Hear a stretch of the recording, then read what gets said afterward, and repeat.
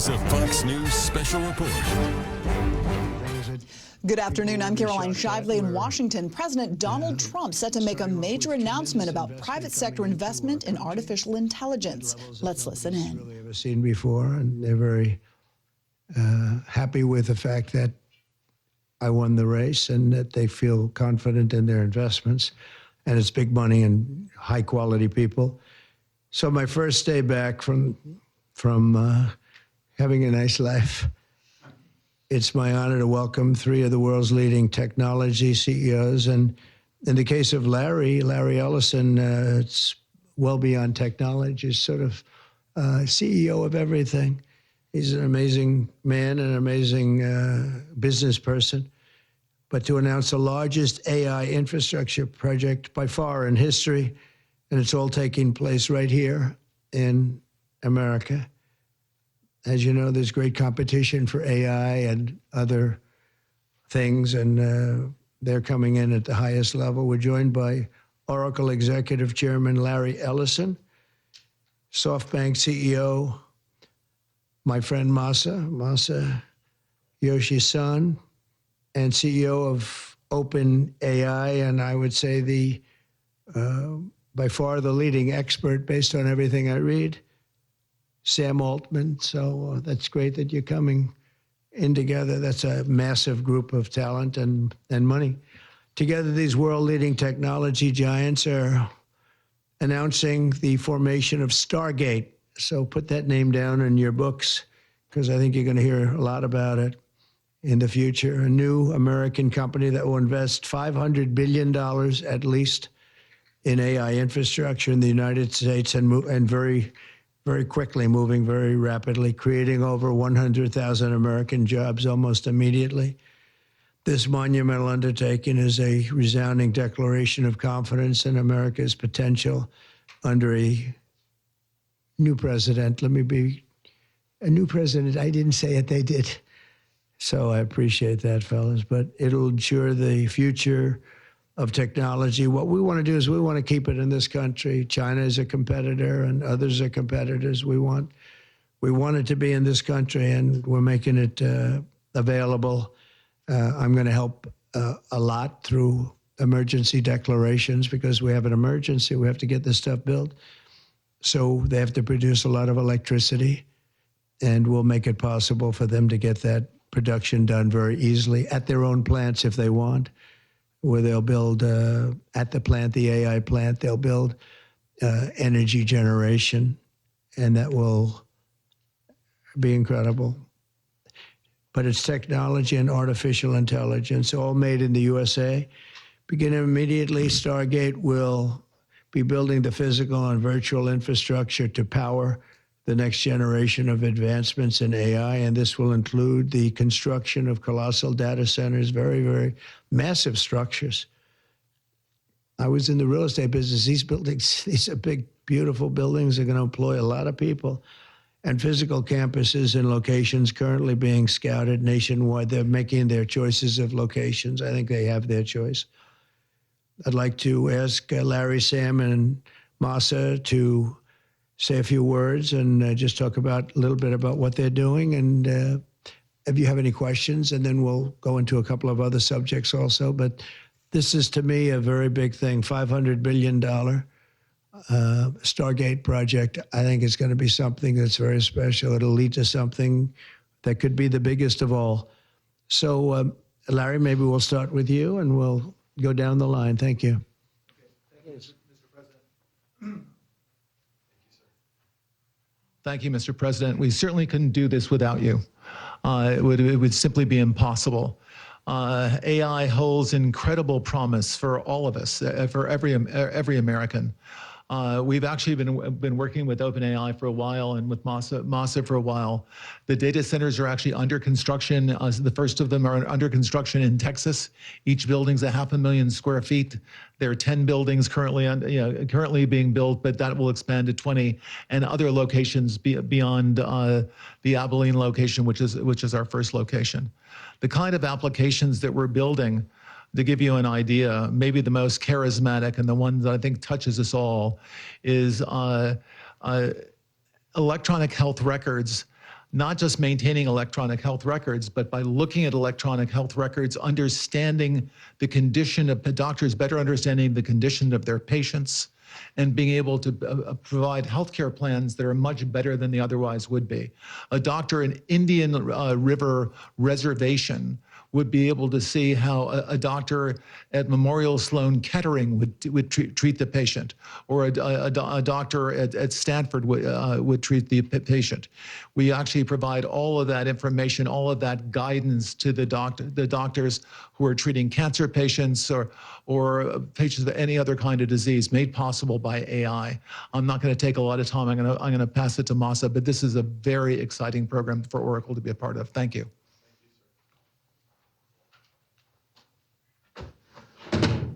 Thank you. That really helped. That's good. That's great. I feel tall now. Thank you. Well, Mr. President, last month I came to celebrate your winning and promised that we will invest $100 billion. And you told me, oh, Masa, go for 200. Yeah. Now I came back with 500.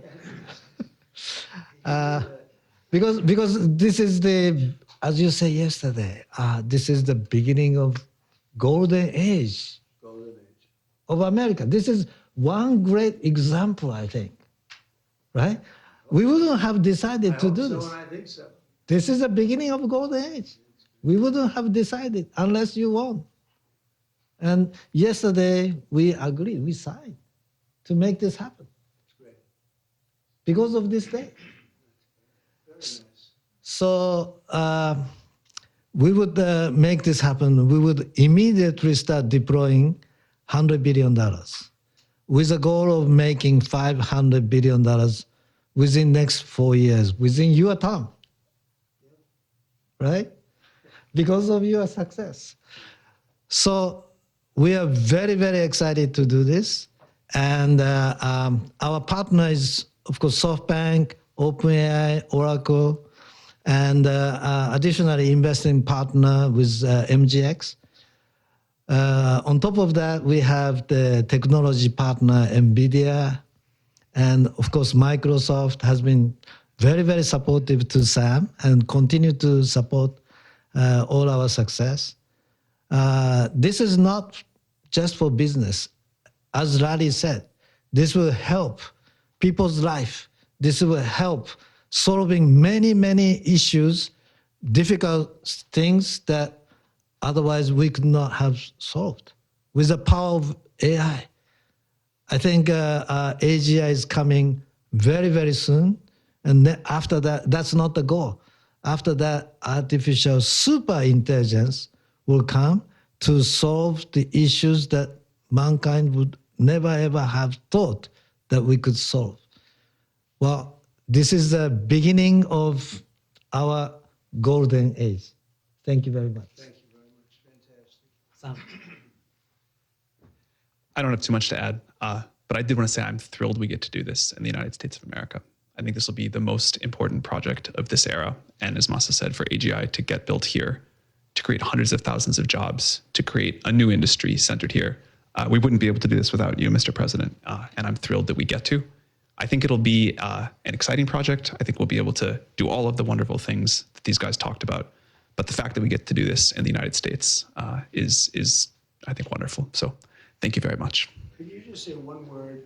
I hear so many positive things about what it's going to do for medical research and for solving things, cancer and all the different problems. How will AI help us with the fight against the various problems, diseases, etc.? These guys can maybe share more about some of the work they're doing there. I think they'll jointly be some of the leaders about driving progress here. But I believe that as this technology progresses, we will see diseases get cured at an unprecedented rate. We will be amazed at how quickly we're curing this cancer and that one and heart disease, and what this will do for the ability to deliver very high quality healthcare, the costs, but really to cure the diseases at a rapid rate, I think will be among the most important things this technology does. Great. Very good. Thank you. Can I speak and answer that question, Mr. President? So we're currently working on. Should I step on this? Okay. All right. No. I'm not that tall. I'm not that tall. I'm not that. You look even better. Thank you, Mr. President. One of the most exciting things we're working on, using the tools that Sam and Masa are providing, is a cancer vaccine. It's very interesting. It turns out, I'll be quick, all of our cancers, cancer tumors, little fragments of those tumors float around in your blood. So you can do early cancer detection. If you can do using AI, you can do early cancer detection with a blood test. And using AI to look at the blood test, you can find the cancers that are actually seriously threatening the person. So we can, again, cancer diagnosis using AI has the promise of just being a simple blood test.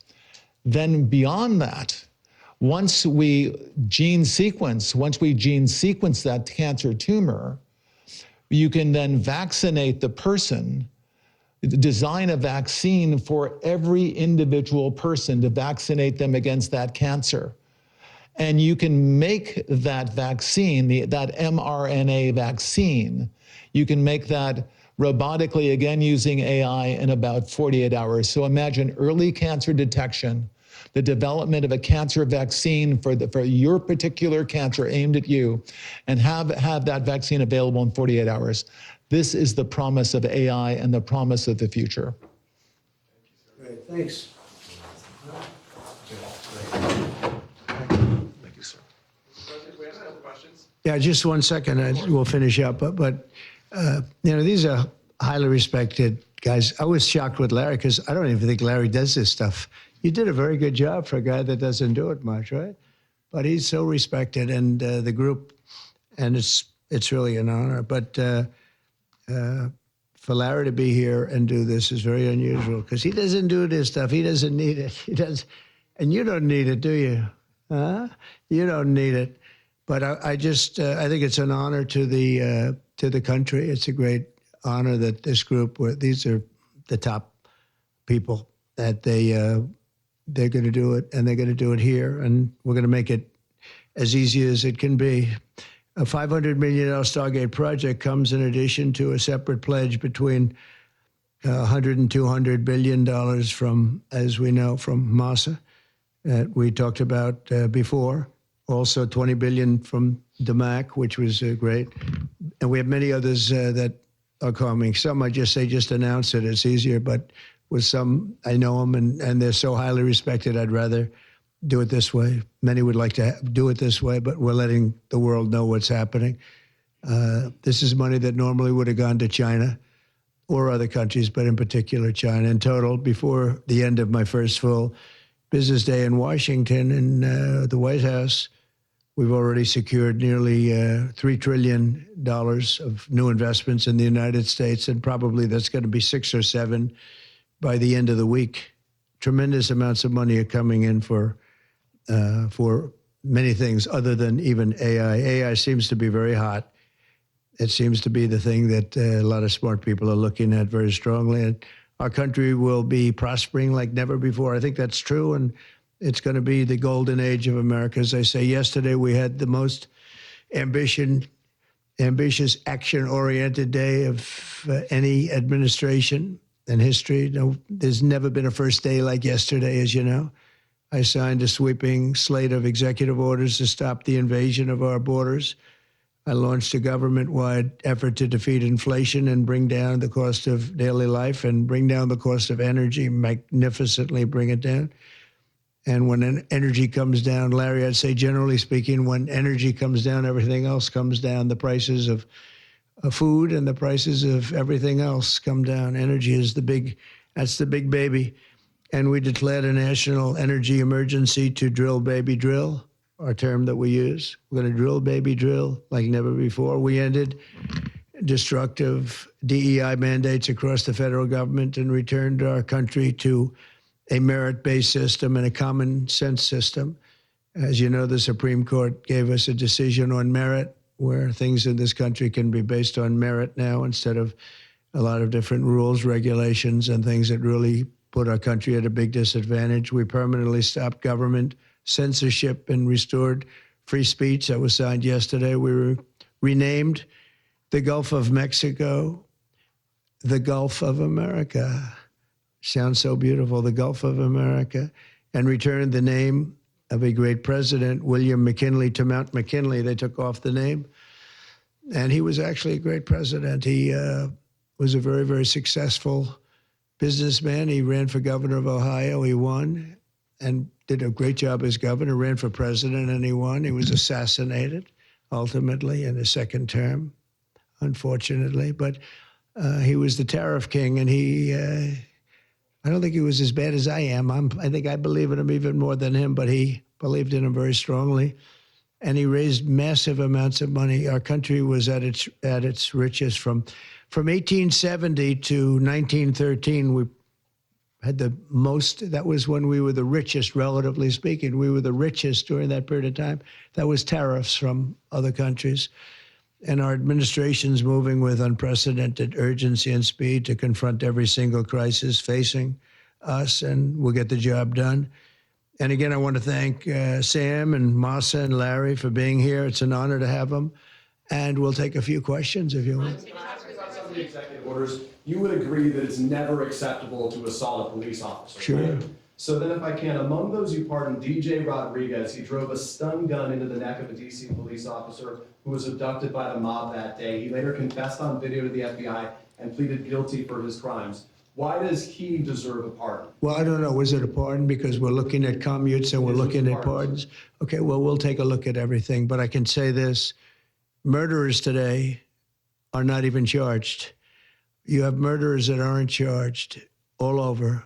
You take a look at what's gone on in Philadelphia. Take a look at what's gone on in L.A., where people murder people and they don't get charged. These people have already served years in prison.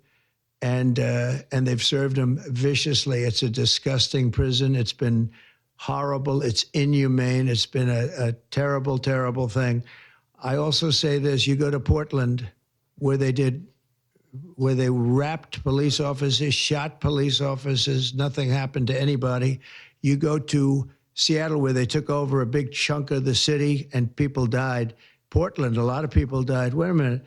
And you go also, take a look at Minneapolis, because I was there and I watched it. And if I didn't bring in the National Guard, that city wouldn't even exist today. People were killed and nobody went to jail. So these people have already served a long period of time, and I made a decision to give a pardon. Joe Biden gave a pardon yesterday to a lot of criminals. These are criminals that he gave a pardon to. And you should be asking that question. Why did he give a pardon to all of these people that committed crimes? Why did he give a pardon to the J6 Unselect Committee when they burned and destroyed all documents which showed that they did what was wrong, not me? Wait a minute. Why did they give a pardon to all of his relatives, his brother who made millions of dollars, to all these different people? He gave pardons. That's the question you should be answering. All right, go ahead. Yeah, please. If I can just Tell us a little bit about your Steve, can I just follow up on that really fast? No. I just want to ask Go ahead. you said Tell us about your meeting with Speaker Johnson, Senator Thune. Did you reach any conclusion on this one big story? Pretty much. I think we have a good situation now. It's been in some ways made simpler by Los Angeles because they're going to need a lot of money. And generally speaking, I think you'll find that a lot of Democrats are going to be asking for help. So I think maybe that makes it more one-sided. I think we're going to do very well. Look, we're going to take care of Los Angeles. I'm going there. I'm going to North Carolina, which has been abandoned by the Democrats. And I'm going to North Carolina, very importantly, first. I'll be there on Friday. And then I'm going from there to Los Angeles. And then I'm going to Nevada. And I'm really going to Nevada to thank them for the vote, because we won Nevada overwhelmingly. And that's usually a Democrat vote, and I just want to go there to thank the people of Nevada for the big vote. So we'll be making that. Yeah, please. The leaders of the Proud Boys and the Oath Keepers were free following their pardons yesterday.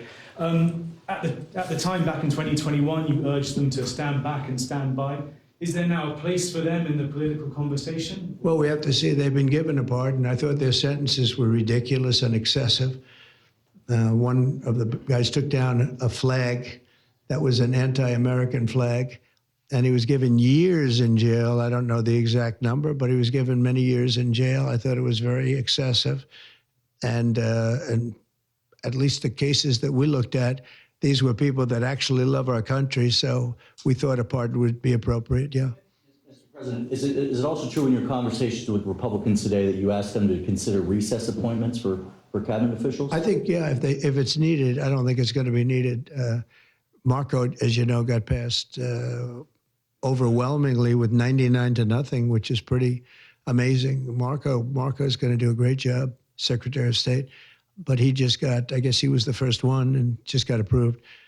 That's some vote, 99-0, and the nothing was a vote that he would have gotten if we wanted to do it. But you know whose vote that was, who's doing a great job right now as vice president. Did you also talk about some sort of a trade or a deal involving wildfire relief in extension for a debt? Well, what I really want to have done, I was talking about this with the guys back in the Oval Office. Los Angeles has massive amounts of water available to it. All they have to do is turn the valve, and that's the valve coming back from and down from the Pacific Northwest, where millions of gallons of water a week and a day, even in many cases, pours into California, goes all through California down to Los Angeles, and they turned it off. It's off now. The valve goes, it turns toward the Pacific Ocean, and all that water goes pouring into the Pacific Ocean.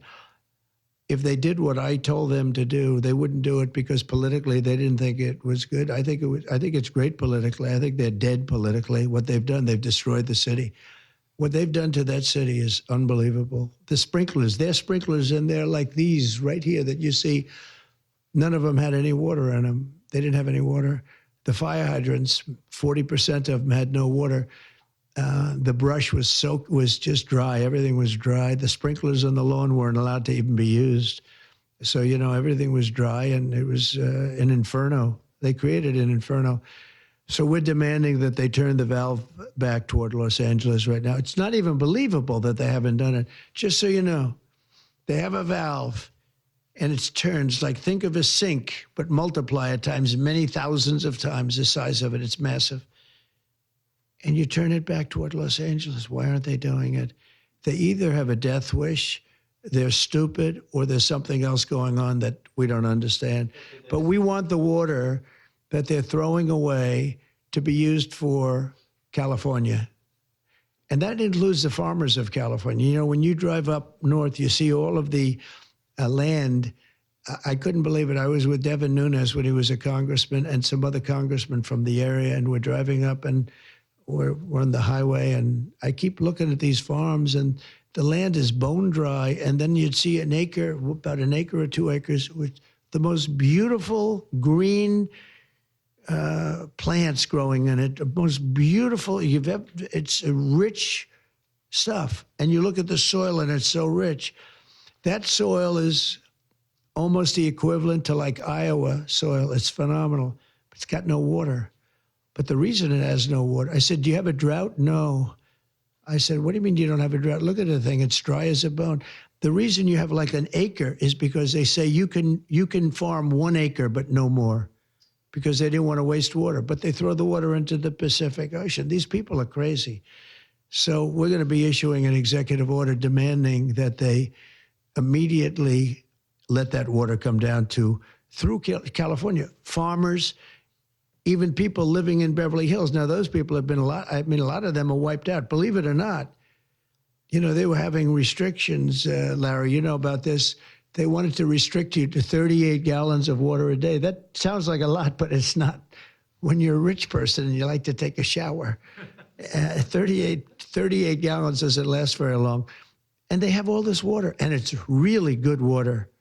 Up high, Pacific Northwest, some comes in from Canada, a nice country, by the way, comes in from Canada, and it comes all the way through California, and they're restricting it. You even have the half pipes, you know, the half pipes, the cut pipes, big ones, bigger than this room, and they're going all the way down, and they're bone dry, and they could be loaded up with water. No, but isn't it incredible that they don't do it? And it's to protect the Delta smelt. It's a fish that's doing poorly anyway. But I said, how are you protecting the Delta smelt by not giving it water? It's a fish. It needs water. Nobody can answer that question. President Trump, TikTok, Mr. President. Well, let me do this first. Are you open to Elon buying TikTok? Say it? Are you open to Elon buying TikTok? I would be if he wanted to buy it, yeah. And on your inauguration, I'd like Larry to buy it too. I have the right to make a deal. So the deal I'm thinking about, Larry, let's negotiate in front of the media. The deal, I think, is this, and I've met with owners of TikTok, the big owners. It's worthless if it doesn't get a permit. It's not like, oh, you can take the U.S. The whole thing is worthless. With a permit, it's worth like $1 trillion. So what I'm thinking about saying to somebody is buy it and give half to the United States of America, half, and we'll give you the permit. And they'll have a great partner, the United States. And they'll have something that's actually more valuable because they have the ultimate partner, and the United States will make it very worthwhile for them in terms of the permits and everything else. But so think of it, you have an asset that has no value or has $1 trillion value. It all depends on whether or not the United States gives the permit. So what I'm saying is let the United States give the permit, and the United States should get half. Sounds reasonable. What do you think? Sounds like a good deal to me, Mr. President. Yeah, he can afford it too. Mr. President, you're a president who has long said that you back the blue, but aren't you sending the message that assaulting officers is okay with these parties? No, the opposite. In fact, I'm going to be letting 2 officers from Washington Police, D.C. I believe they're from D.C., but I just approved it. They were arrested, put in jail for 5 years because they went after an illegal, and I guess something happened where something went wrong. And they arrested the 2 officers and put them in jail for going after a criminal, a rough criminal, by the way. And I'm actually releasing. No, I am the friend of police, more than any president that's ever been in this office. More than 400 of the people that you pardoned, though, assaulted officers. So I want to ask you about the Vice President, J.D. Vance. He said, this is a week ago, he said, if you committed violence on January 6th, obviously you should not be pardoned. Why is your Vice President wrong? Well, only for one reason. They've served years in jail. They should not have served, and they've served years in jail, and murderers don't even go to jail in this country. And we had 1,500. We have 16 under review. As you know, we commuted about 16 of them because it looks like they could have done things that were not acceptable for a full pardon. But these people have served years of jail. Their lives have been ruined. And in many cases, listen to me for a second. Stop interrupting. They've served years in jail. And if you look at the American public is tired of it. Take a look at the election. Just look at the numbers on the election. We won this election in a landslide because the American public is tired of people like you that are just one-sided, horrible people in terms of crime. You don't talk about all the people that have been killed and what happens to those murderers. Murderers get no time. You take a look at some of these DAs. They go after political opponents, but they don't go after people that shoot people in the street. They're caught. They know where they're living. They know everything. They don't even go up to pick them up anymore. They just let them live there. They know all about it. They have their pictures. They have the tape of the shooting, and they don't even go up and you're talking about this. No, we pardoned people that were treated unbelievably poorly. In the history of our country, there's never been anything take place like this. They're still looking for them, but they're not looking for the murderers, the people that are killing everybody. We are, though, and we're getting them out of the country. We just started that. We're getting them out of the country, and they're going to be gotten out of the country fast. They came in illegally from jails and from prisons. They killed many people. Some of them killed many people. About 50% of them killed more than one person. They were released into our country. That's what we're focused on, not the kind of nonsense you're talking about. You've called for a ceasefire in Ukraine. If Vladimir Putin doesn't come to the table to negotiate with you, will you put additional sanctions on Russia? Sounds likely. And do you think that the war should be frozen currently along The war current should have battle never lines? started. If you had a competent president, which you didn't, the war wouldn't have happened. The war in Ukraine would have never happened if I were president.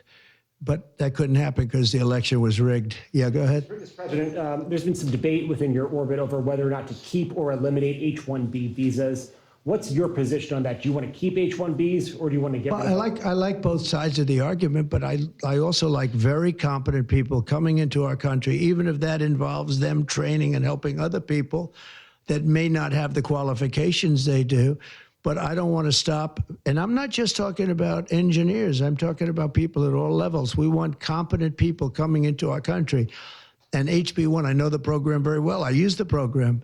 Maitre d's, wine, experts, even waiters, high quality waiters.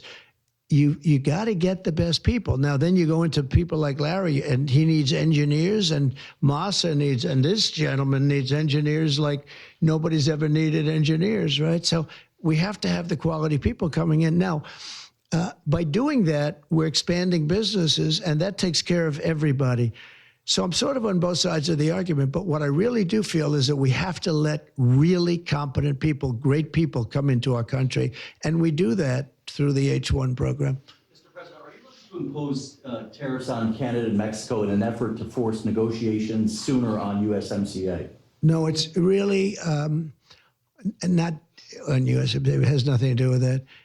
They've allowed, both of them, Canada very much so, they've allowed millions and millions of people to come into our country that shouldn't be here. They could have stopped them, and they didn't. And they've killed 300,000 people last year, my opinion, have been destroyed by drugs, by fentanyl. The fentanyl coming through Canada is massive. The fentanyl coming through Mexico is massive. And people are getting killed, and families are being destroyed. I mean, the son gets killed, and the family is a basket case for the rest of their lives. I mean, I've seen mothers that thought they'd heal. They never heal. They say it gets worse with time. It gets worse with time. They lose their boy. They lose their baby. They lose their young daughter to fentanyl poisoning. And I had that talk with President Xi the other day, too, of China. I said, we don't want that crap in our country. We got to stop it. I would have stopped it. I had a deal with him where he was going to give the maximum penalty, which in China is the death penalty for drug dealing. And he was all said he was going to give the maximum penalty to fentanyl dealers. If they send to the United States, they were going to get the death penalty. And of course, Biden didn't pick that up. I had that deal all done. It was all wrapped up. We were going to have it done. And then the election went, let's put it nicely, it didn't go the proper way. I'm trying to be nice about it. It was rigged. And we had an incompetent president elected, and he never followed up on that deal. But he should have followed up, because if they got the death penalty, they wouldn't be sending fentanyl to Mexico, Canada, and other places. We're thinking about that too. We're talking about a tariff of 10% on China based on the fact that they're sending fentanyl to Mexico and Canada. How soon on those tariffs? Probably February 1st is the date we're looking at. For Mexico and China, we're talking about approximately 25%. Update on the Gaza ceasefire, and are you planning to travel to the Middle East soon? We're thinking about going to the Middle East, not yet. We have a thing called the hostages are coming back going on right now, and they are coming back. Some of them have been very damaged. You look at the young lady with her hand practically blown off. You know how that happened, right? Did you know how that happened? When you find out, you're not going to be too happy because it was terrible. But the hostages are starting to come back. If I weren't here, they wouldn't be back ever. They would have never come back. They would have all died. If this were done a year earlier, if Biden would have done this deal a year and a half, 2 years ago, or frankly, it should have never happened. October 7th should have never happened. Nobody should be dead. But through weakness, they allowed it to happen, and then it was a disaster from them. But you go back just 6 months ago, many of these young people were living. Young people don't die like that. They're just dying. And, young people aren't dying at 22 and 23 years old. They don't die. But now they're dying, and you wonder why they're dying. They're being killed, and they have been killed. But they say 6 months ago, you would have had 11 more living hostages. Think of that, 6 months ago. But Biden couldn't get it done, and it was only the imposition that I put on as a deadline that got it done. But it's a very sad situation. It should have never happened. I'll tell you, two things should have never happened. Three things. Inflation should have never happened. It would have never happened except for what they did to energy and their crazy spending. And Ukraine would have never happened. Never. By the way, Russia never would have gone into Ukraine. I had a very strong understanding with Putin that it would have never, ever happened. He disrespected Biden. Very simple. He disrespects people. He's smart. He understands. He disrespected Biden. And also, the Middle East would have never happened because Iran was broke. They had no money. They had no money for Hamas. They had no money for Hezbollah. It would have never happened. October 7th would have never happened. But it did happen. So this is the cards I've been given. And we're getting the hostages back. That would have never happened under Biden. They would have never come back. They were just dying not that slowly. They were dying or being killed. But that was what was happening. Are you going to keep sending weapons to Ukraine, or are you going to turn off the tap soon? Well, we're looking at that. We're talking to Zelensky. We're going to be talking with President Putin very soon.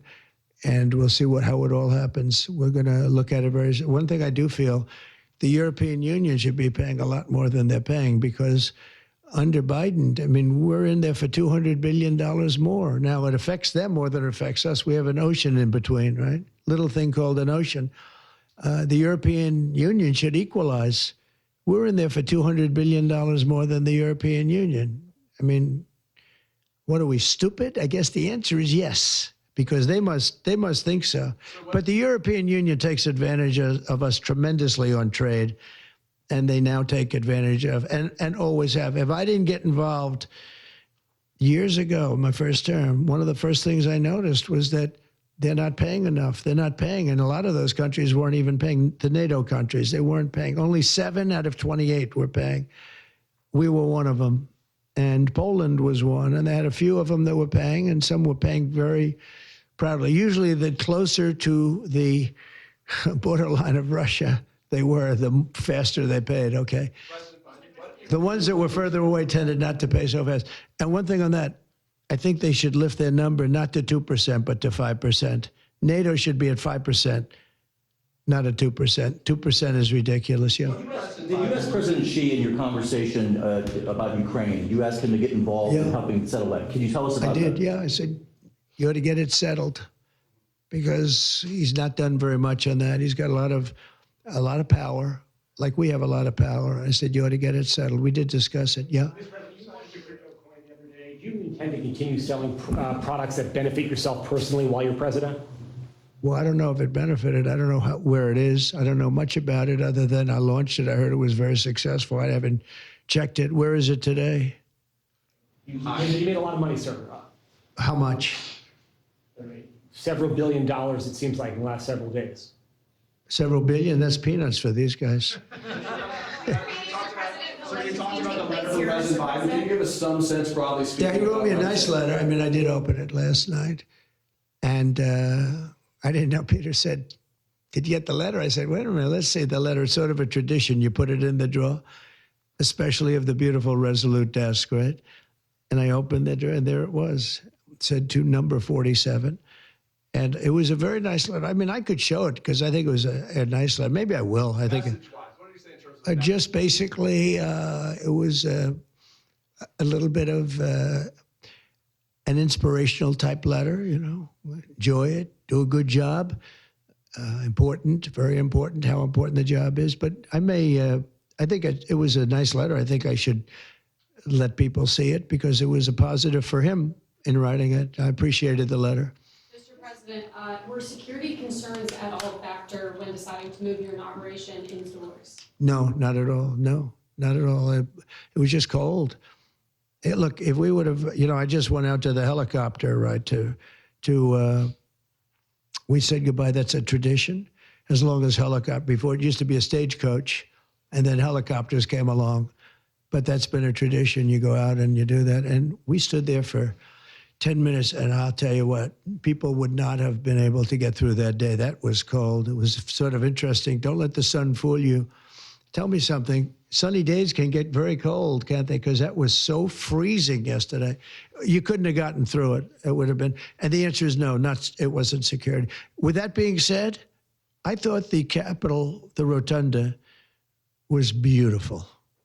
72 degrees, unbelievable sound. You know, it's like being in an opera house. I could see people wanting to do it there rather than outside. Why did you remove John Bolton's security clearance, sir? Because I think that was enough time. It's we take a job. You take a job. You want to do a job. We're not going to have security on people for the rest of their lives. Why should we? I thought he was a very dumb person, but I used him well because every time people saw me come into a meeting with John Bolton standing behind me, they thought that he'd attack them because he was a warmonger. He's the one that got us involved, along with Cheney and a couple of others, convinced Bush, which was a terrible decision, to blow up the Middle East. You know, we blew up the Middle East and we left. Then we got nothing out of it except a lot of death. We killed a lot of people. And John Bolton was, one of those guys, a stupid guy. But no, you can't have that for life. You shouldn't expect it for life. Is that meeting that you mentioned with President Zelensky, will that take place here, and when and where will you meet with I don't know. I mean, look, President Zelensky would like to have peace.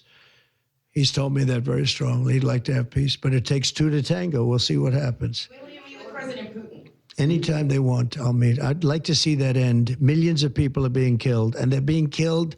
It's a vicious situation, and they're now largely soldiers. A lot of people have been killed in the cities. They look like demolition sites. Buildings, massive buildings bombed and coming down. The thing with Ukraine is that many more people died than you're reporting. You're not reporting the real numbers, and I'm not blaming you for that. I'm blaming maybe our government for not wanting to release those numbers. Many more people died than what you know about. When those big buildings come down and they say 2 people were injured, no. Many people, thousands of people are being killed. But the real killing now is on the war front. It's a very flat land. And the only thing that stops a bullet is somebody's body. And you have young soldiers. So Russia's lost about 800,000 soldiers now. Ukraine's lost about 600 or 700,000. I think the numbers are low that they're giving out. But they've lost massive numbers of young soldiers. And that war should stop. It's very flat, it's beautiful farmland, and it's flat and really beautiful in a different kind of a way, but they don't have any protection. The only thing that stops a bullet is a body, and those bodies are stopping a lot of bullets, and they're being decimated, both sides. Your conversation with President Xi, what did you tell him in terms of when to expect tariffs, and what can he do to avoid them? About which one? About tariffs? We didn't talk too much about tariffs, other than he knows where I stand. Look, I put large tariffs on China. I've taken in hundreds of billions of dollars. Until I was president, China never paid not 10 cents to the United States. With me, they paid hundreds of $600 billion or so, or more than that even, of tariffs. And if I didn't do that, you wouldn't have a steel mill open in the United States right now. You wouldn't have one steel mill open in the United States. So what I did is I saved the steel industry. I saved other industries too with other tariffs. Other countries are big abusers also. It's not just China. China's an abuser, but the European Union is very, very bad to us. They treat us very, very badly. They don't take our cars. They don't take our cars at all. They don't take our farm products, essentially. They don't take very much. We have a $350 billion deficit with the European Union. They treat us very, very badly. So they're going to be in for tariffs. It's the only way you're going to get back. It's the only way you're going to get fairness. You can't get fairness unless you do that. But the European Union's treated us very badly. But essentially, everybody treats us badly. Everybody treats us badly. Yes, go ahead. Because we allow them to. Because we've had stupid people doing this, and we can't have. I'd like to have these three people negotiate for us, just for 1 week, and we'd be a rich country again. But we'll be rich. Mr. President, on AI data centers, will you rescind President Biden's executive order that opens up federal lands? On which centers? On data centers. Will you rescind President Biden's executive order that opens up federal lands for data centers and energy production? No, I wouldn't do that. That sounds to me like it's something that I would like. I'd like to see federal lands opened up for data centers. I think they're going to be very important. Again, we have a lot of competition for that. So it's an honor to have these three great people, great CEOs and great geniuses, all three. It's an honor that they want to come to our country, but we're going to make it as easy as we can for them because other countries want them to. I'm going to have to go now. Thank you all very much. Thank you. Do you have TikTok on your phone? No, but I think I might put it there. I think I'll get it right now. By the way, again, we won the young vote. I think I won it through TikTok. So I have a warm spot in my heart for TikTok. Okay? Thank you. Thank you. Thank you, Mr. President. You have been listening to President Trump's first news conference of his new administration. It covered a huge range of topics. He faced questions about January 6th rioters he pardoned who attacked Capitol Hill police officers, including one who took a stun gun to the neck of an officer. Mr. Trump called many of the sentences excessive. Some other headlines, he said he would be open to Elon Musk buying TikTok. He also said he would go to Los Angeles this week to see more about the wildfires there and is demanding more water be directed from the Northwest to L.A. Mr. Trump also said that recess appointments of his cabinet would likely not be needed, pointing to Secretary of State Marco Rubio's confirmation. He also said he has asked China's president to help settle the war in Ukraine. He maintains the European Union is not paying enough, and he also incorrectly referred to the 2020 election as rigged. He spoke of how he is working toward tariffs on Mexico and China of likely 25% as well. Now, the original reason for the news conference was Stargate, a private sector investment in artificial intelligence infrastructure. It is just the latest move in a whirlwind of executive orders and announcements under the new administration, and this is only day 2. Stay tuned to Fox News and this Fox station for the latest on the news out of the White House and across the nation. Reporting from Washington, I'm Caroline Shively. This has been a Fox News special report.